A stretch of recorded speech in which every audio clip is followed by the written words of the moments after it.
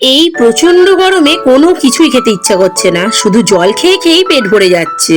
শুধু জল খেলে কি আর হবে? ভাবলাম তাহলে বরঞ্চ একটু লেবু জল বানিয়ে খাই।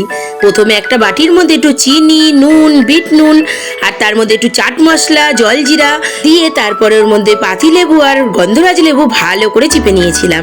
এর মধ্যে শুধু পাতিলেবু দিলেও হয়, তবে একটু গন্ধরাজ লেবু দিলে কিন্তু গন্ধটা দারুণ বেরোবে। তারপর একটা চামচ দিয়ে ভালো করে একটু নেড়ে নিয়ে পরিমাণ মতো জল দিয়ে আবার একটু ভালো করে চামচ দিয়ে ঘেটে নিয়ে যাতে জলের সাথে চিনি, নুন, লেবুর রস ভালো করে মিক্সড হয়ে যায়, ব্যাস আর কি।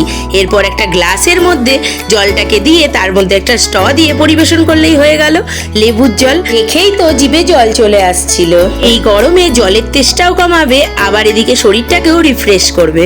আর ঠান্ডা ঠান্ডা লেবু জল খেলে মনটা তো ভরেই যাবে। সত্যি বলছি, দারুণ খেতে হয়েছিল। একবার তোমরাও করে খেয়ে দেখো, দেখবে দারুণ লাগবে।